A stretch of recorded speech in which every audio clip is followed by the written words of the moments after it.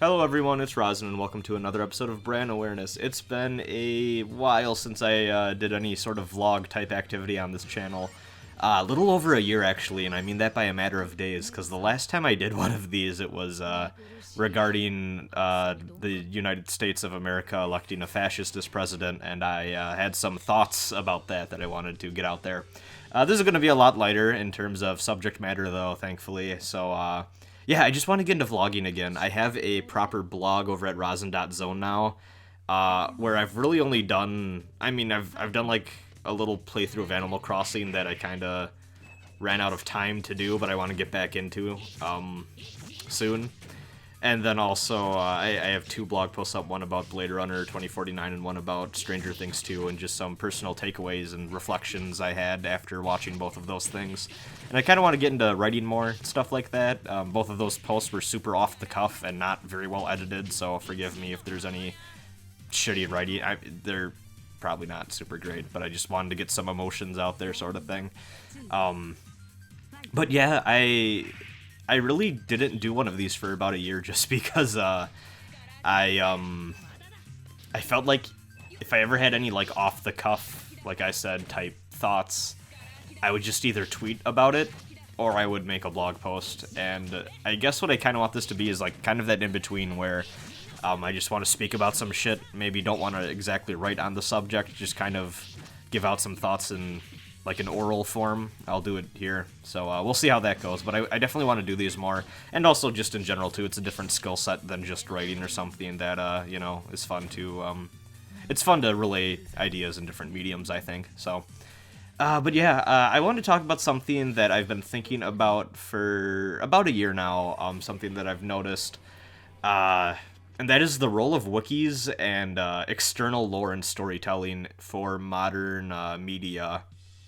Now, I pay a lot of attention to different, like, media criticism circles, especially when it comes to video game stuff, and I've seen kind of some backlash from critics to, things that go really hard on the lore and have, like, a lot of different side materials and, like, big interconnected worlds between different, books and games and movies and TV shows and that sort of thing, where basically everything can be cataloged onto a wiki for easy reference. I see a lot of people saying that this is leading to the death of ambiguity and mystery in stories, and they're kind of charting out everything that you should be thinking. There's no hard-to-understand aspects anymore. There's nothing that goes unanswered. Everything is laid out for you, and people are really taking umbrage with that. So I kind of wanted to talk about my thoughts on it, personally. And I'm playing Melty Blood, which is a game that's part of a larger shared continuity of multiple different works spanning multiple different storytelling mediums, and makes probably no sense for anyone who doesn't at least have some familiarity with stuff like Fate Stay Night, Tsukihime, Kar no Kyokai, stuff like that. So I thought it was a perfect game, and also I just recently bought it and started playing it with Zach. So yeah, I figured it'd be for a good return video for the subject matter, especially. So yeah, I just want to share my reaction, just some general thoughts to those critiques, and, kind of just how I feel about lore and ambiguity and stuff, and as it relates to making a good story in general. But first, I think I kind of want to go into the history, at least as I understand it, of the whole lore thing and where that kind of comes from. So, actually, before that even, I want to talk about wikis, because that's a lot shorter and easier to get a hold on. Definitely around the mid-2000s, I think Wikipedia was the big one, and still to this day is the big fandom wiki that you'll hear about. And it just, I think it opened 2005, I looked it up just before recording this, I already forgot. It became this huge encyclopedia that was created by the Star Wars fandom for cataloging all the different information based off all the different books and well, obviously the movies, and then all the different books and comic books and video games that had built up to form this Star Wars expanded universe. And finally they had one place to piece everything together and make it, you know, an easy reference point for when those fan conversations came up about stuff, and it just was a lot easier to understand by having a fake Wikipedia basically listing out all that information. And now you're hard-pressed to find any sort of fandom or any sort of media property that doesn't have a wiki, even if it's bad, even if it's kind of dead, it probably exists. Someone at some point has probably made a wiki for it, so it's definitely a thing that is all-encompassing, or at least it feels like it is. Now, lore, on the other hand, this is a lot harder to explain, just because, I mean, as far as we've had stories, I think we've had lore.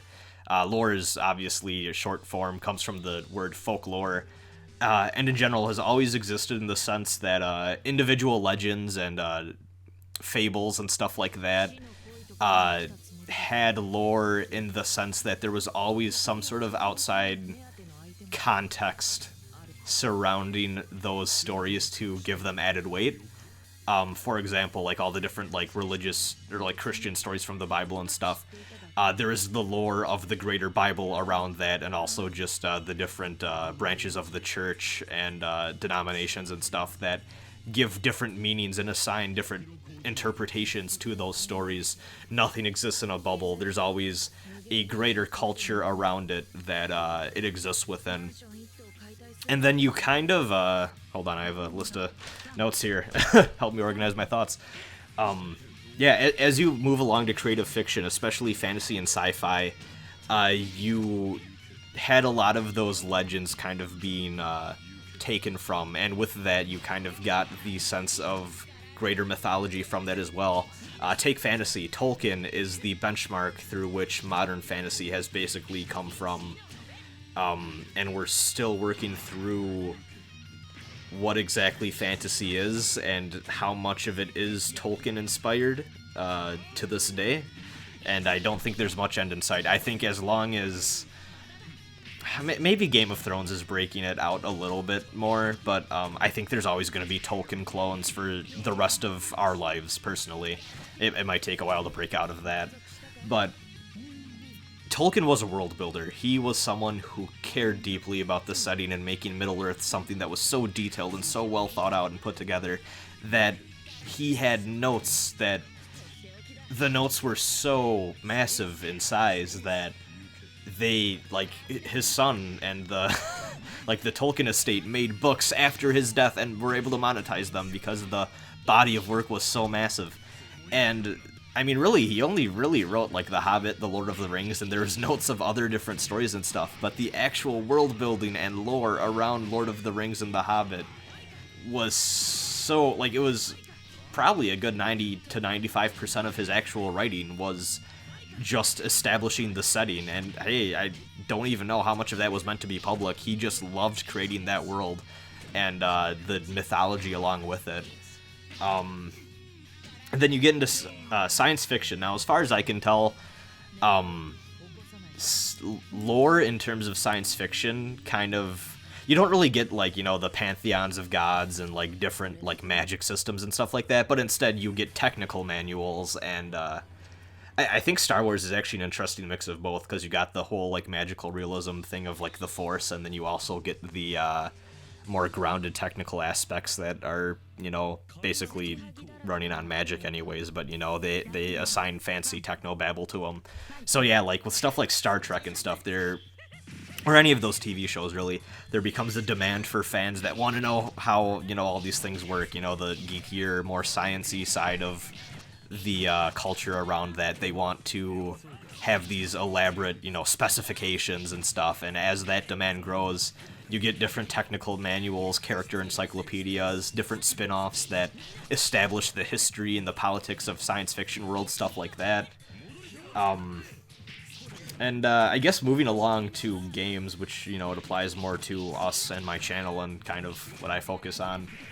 You've kind of always had lore in Western RPG. Or I don't even want to limit it to Western RPGs, but, you know, it's easy to make that connection with stuff like Elder Scrolls. You walk around different areas, and there's always books that describe different legends and the gods and different heroes that have long since died and stuff like that. And lore kind of became... I guess when you talk about lore in a video game sense, it doesn't necessarily mean something that comes from outside of the main body of work. When I think about lore in, like, a television sense, I always think of, like, weird side books and novelizations that reveal more shit. When I think about lore in a video game sense, it's like stuff hidden in the game world that you go explore and find and are able to read up on as optional side content and stuff like, you know, NPC conversations. You can learn a lot about the world that way. And it's usually just, it usually is just setting dressing that doesn't directly impact the main story, I guess would be a good way to describe video game lore. You also kind of get a little bit of miniature wikis that start to pop up early to mid last gen. They were kind of common in games. The two that always stand out in my mind, and actually have like two polar opposite sides of opinion, I guess, were Final Fantasy 13 and Mass Effect. They both have these different little like compendiums of knowledge in the main menu, or not the main menu, but like the pause menu, that you can access at any given time and read up about the world that you're in. Now, Final Fantasy 13 got hit really hard by critics for that.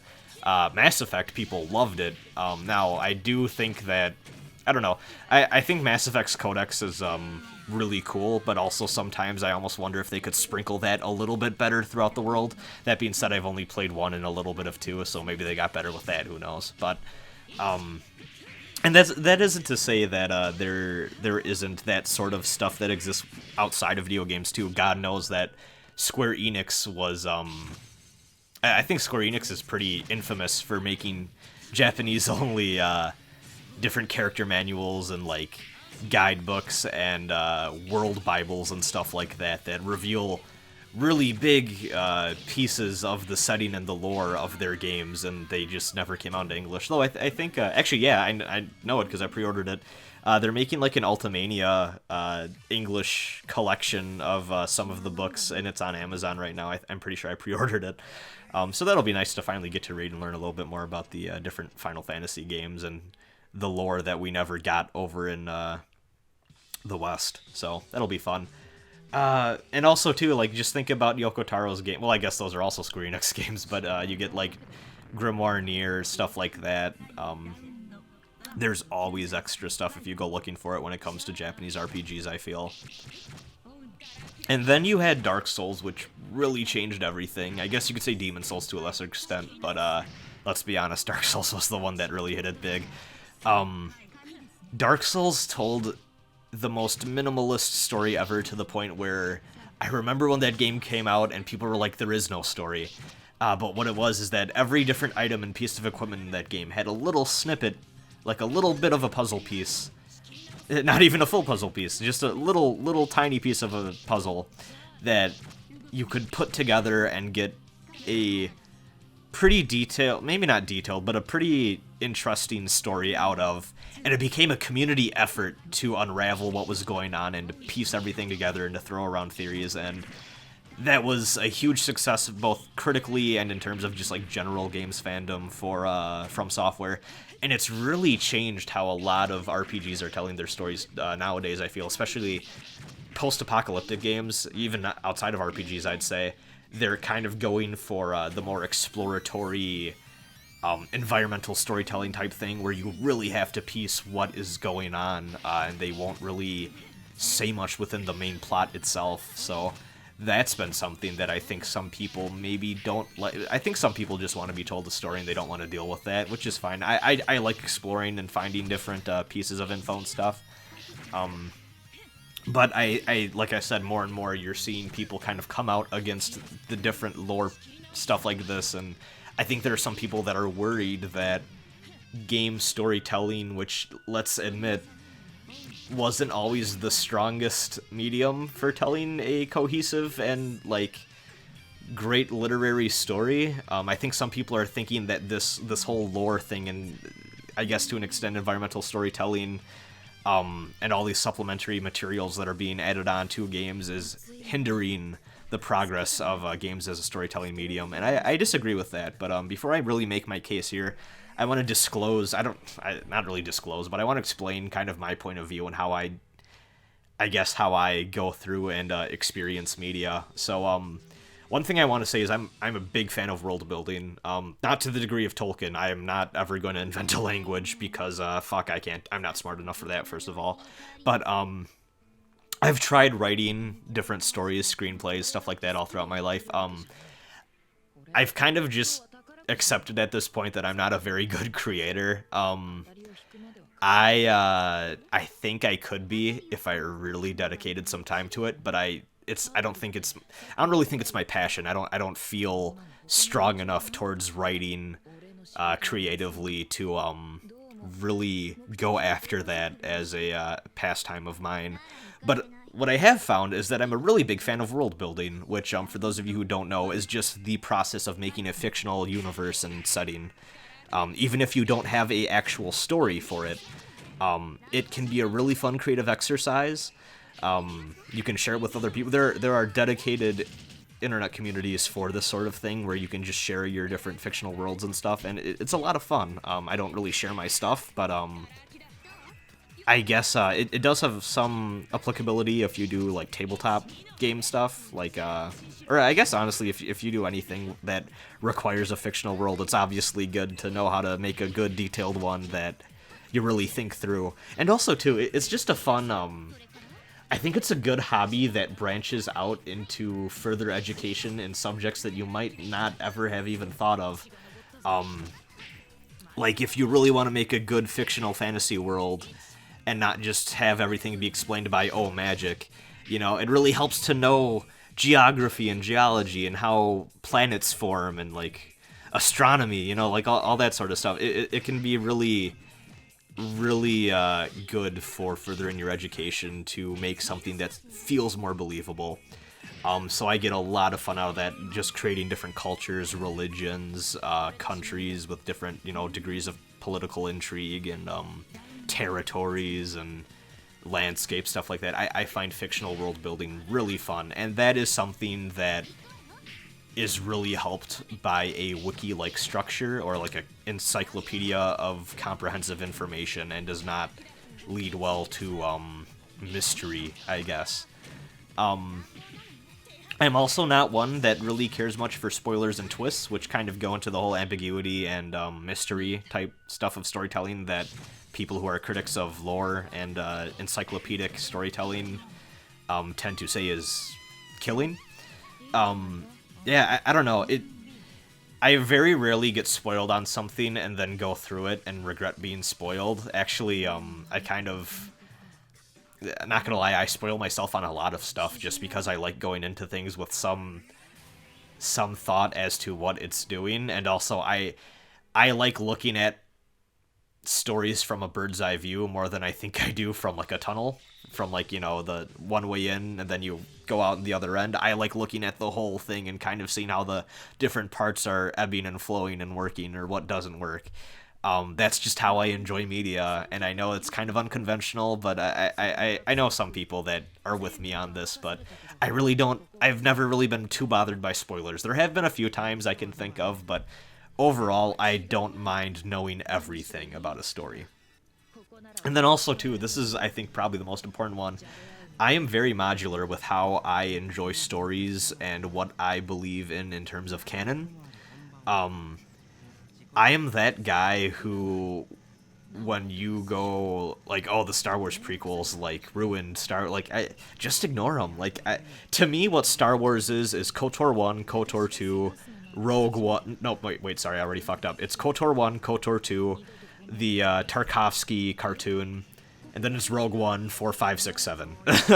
That's what I count as my Star Wars canon. Now, that obviously goes against the both official canons that they have. I don't really give a shit. Like, I'm modular enough in my belief of, like, what I want to count that I can form that, and I'm not too bothered by stuff that ends up being stupid or detracts from it that, might come up in supplementary material or in an interview or something.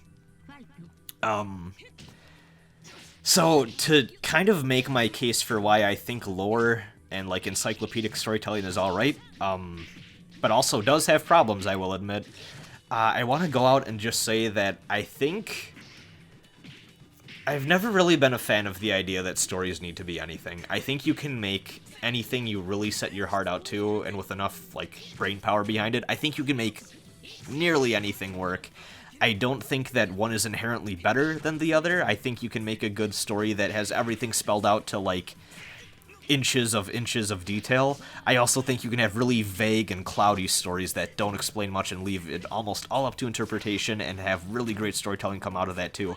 I don't think one of those is better than the other. I think it's reasonable for someone to be like, oh, I prefer one over the other, but I think it's intellectually dishonest to say, oh, this one is superior.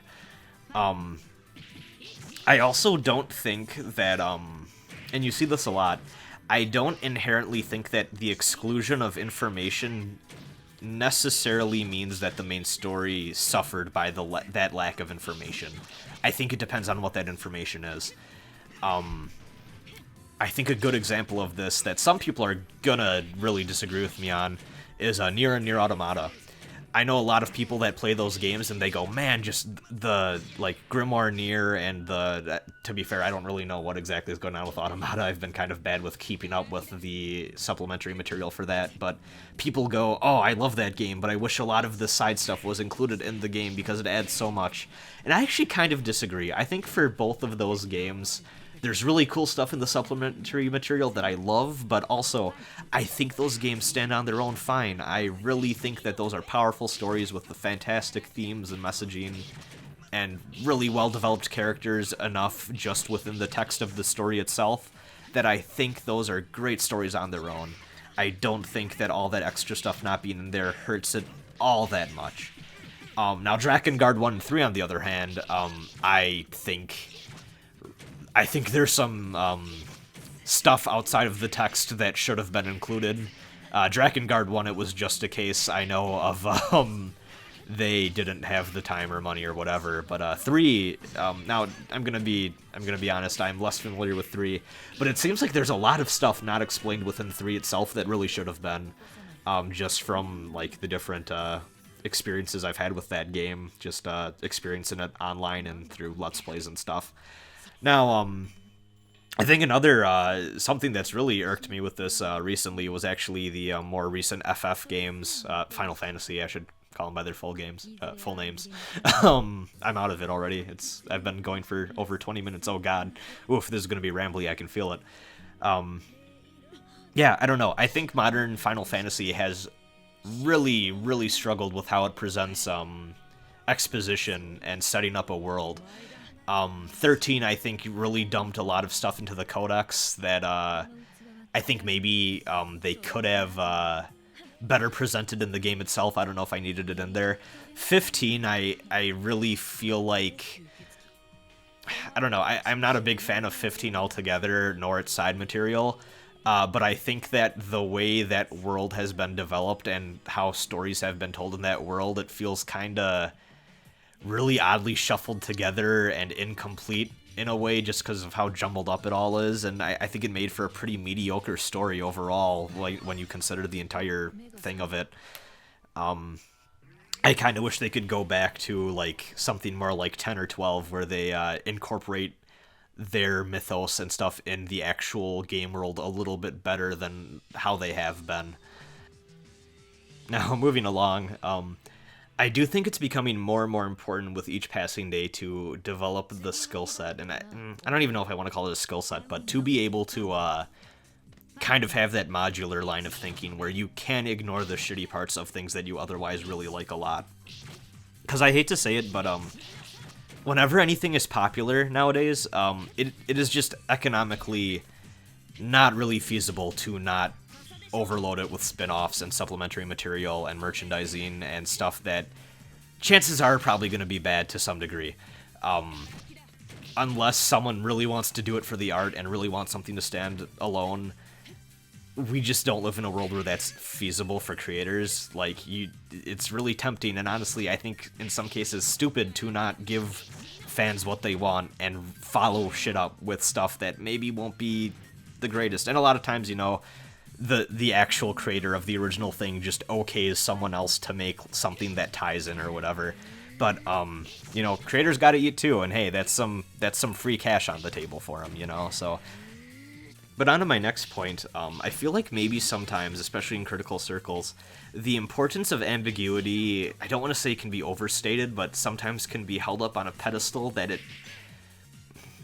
I don't even know if I want to word it like this, but ambiguity and mystery can also be executed poorly, if that makes sense.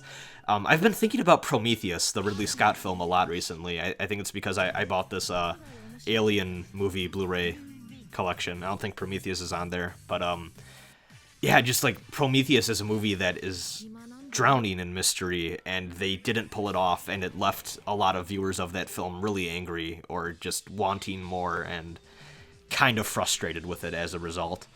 I also think that if you have mystery but don't do it carefully or don't craft it carefully, and then you do sequels, you can really have your overall plot trip over itself after a while. It can get lost in how many breadcrumbs you lay out for the viewers to kind of eat, you know? It can... I think back to Silent Hill and how the lore... lore. Kind of how like the overall mystery and going on of Silent Hill became more convoluted and complex with time, to the point where that franchise kind of started to lose itself. And it kind of just became stupid instead of scary.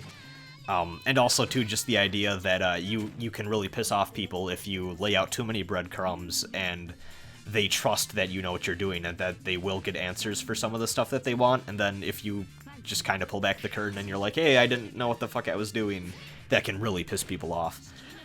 Stories that are deliberately crafted to be ambiguous, going back to Ridley Scott, you know, the whole Blade Runner thing, I don't really believe this was supposed to be a large part of that film originally, and it just kind of became a cultural thing, but the whole Blade Runner thing of, is Deckard a replicant or whatever, and how that gets affected over the long run by it goes from being like a fan discussion type thing to drastically changed when people involved with the project start to weigh in on their opinions and their takes on it.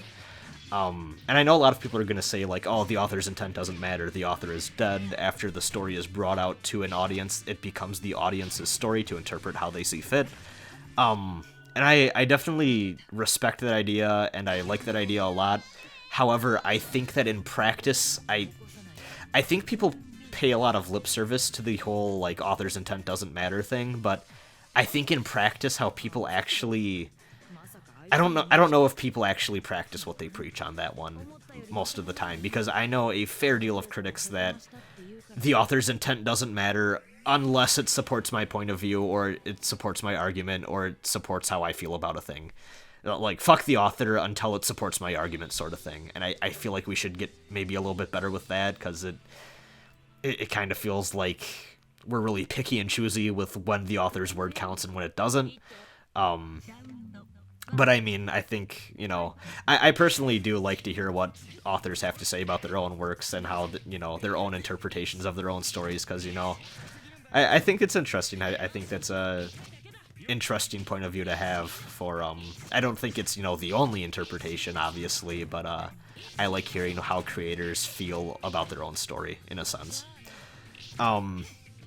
But yeah, I feel like a lot of that ambiguity gets lost when you have people weighing in and, like, you know, sometimes they disagree, like the Blade Runner thing, where you get Harrison Ford say, no, he's a human, and you get Ridley Scott say, no, he's a replicant, and, you know, people kind of pick sides, and that can be kind of fun in its own right, but, I feel like some of the magic of the mystery is lost there, in a sense.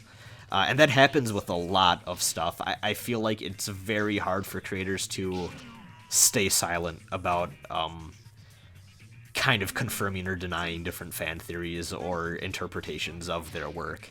I think at some point they almost always crack and they feel the need to weigh in, which can harm that to some degree, I think.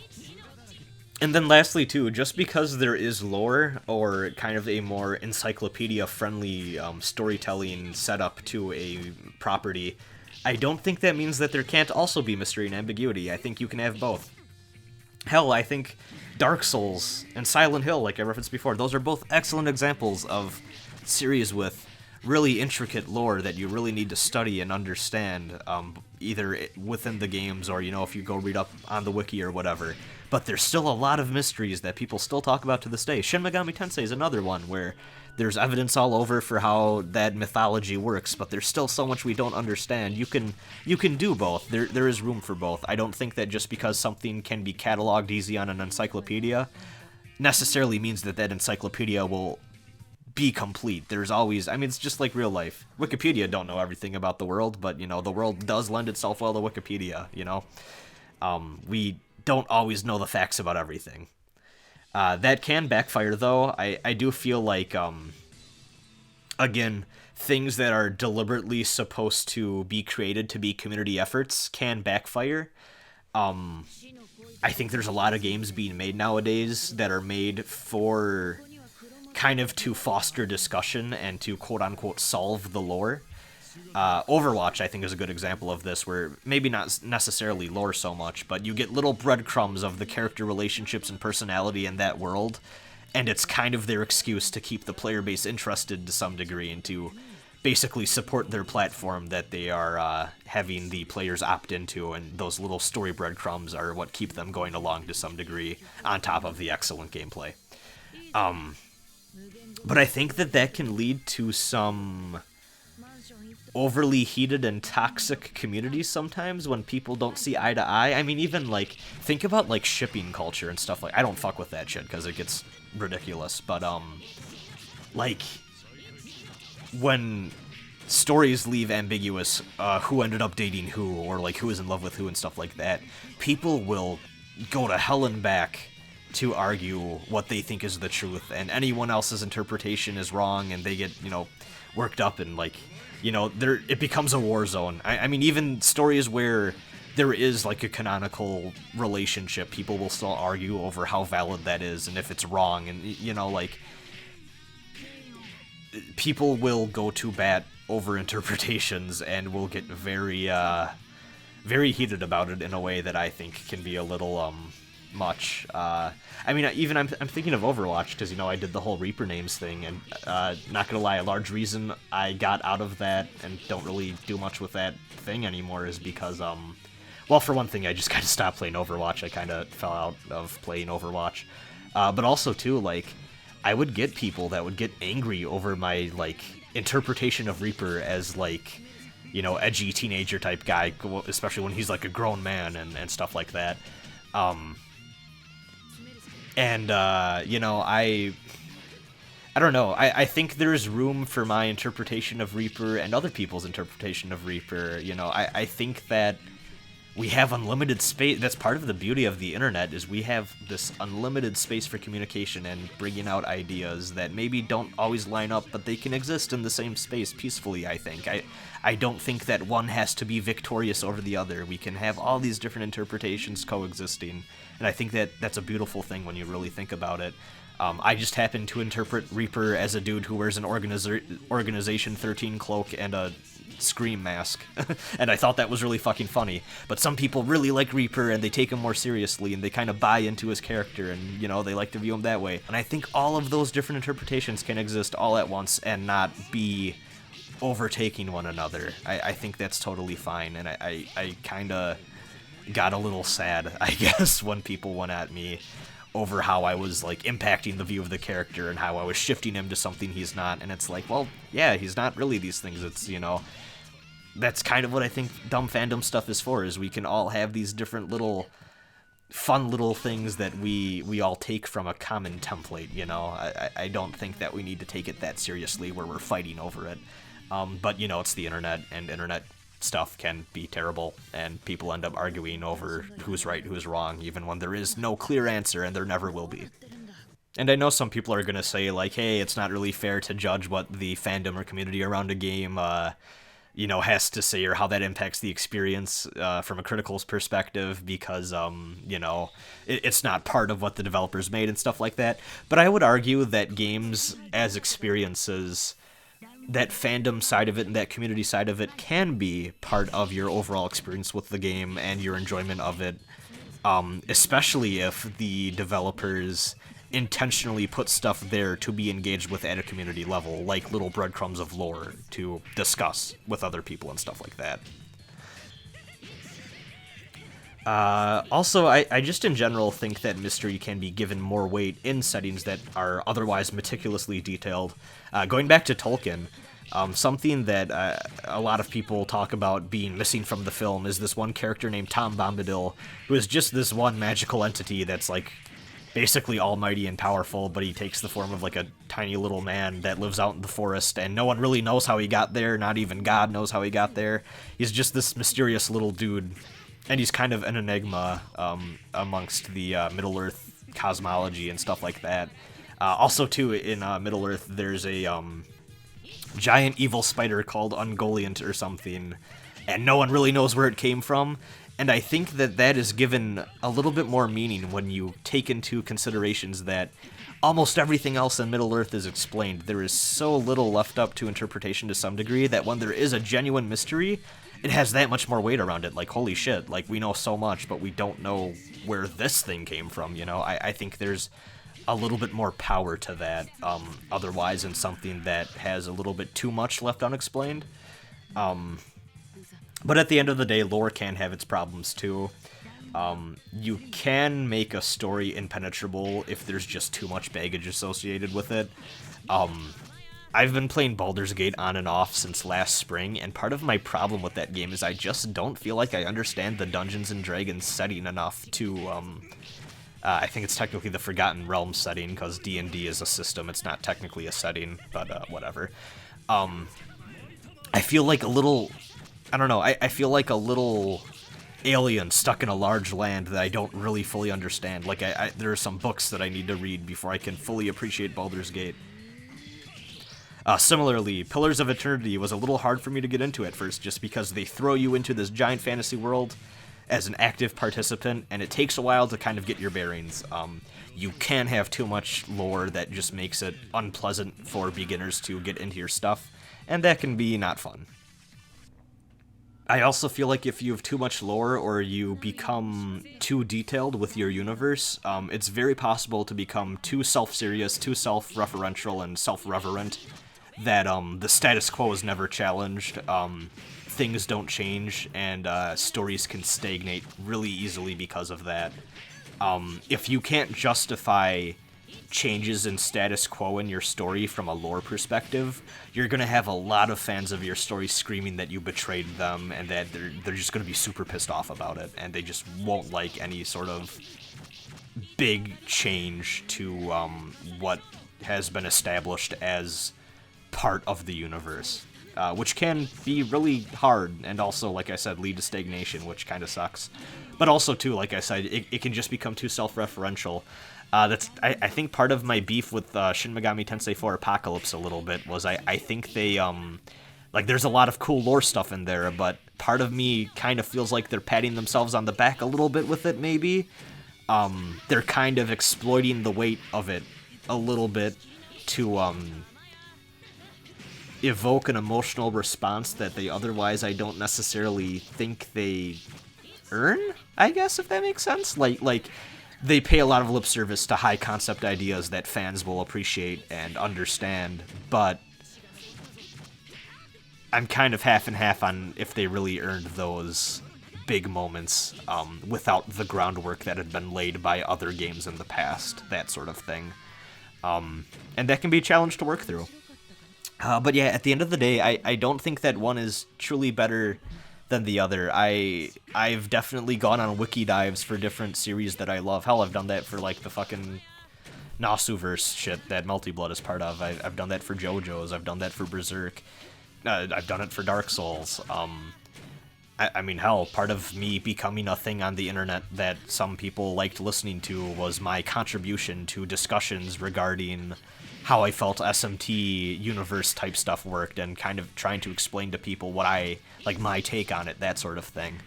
But also, too, I like a good story with some ambiguity and mystery, and something that I can really think about for a good while, like, you know, movies like Dark City, or I mean, even like Inception, or maybe not Inception, might be a bad example, but I mean, like, movies that have a little bit more that you have to really think through. I'm a big fan of Donnie Darko, as teenage angsty as it is. I think there's a lot to really think about after you see a movie like that.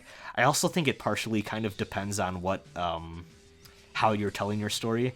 Like, if I'm reading a book and then you want me to buy another book that explains the setting of your world, I think that's actually a problem. I feel like within the context of a book, you have enough space and time to get all of that information into your story, unless there's, you know, some weird extenuating circumstance. For video games, I really like exploring and finding different notes and documents and stuff left around within the game world, and environmental storytelling that lets me make my own kind of understanding of what happened. But also, too, I really don't mind picking up like a grimoire near or something like that outside of the game, where I can get more out of the experience through that supplemental material. I enjoy media every which way, and I think to argue that one is inherently inferior to the other is a little silly. But yeah, I don't know. Leave your thoughts down below.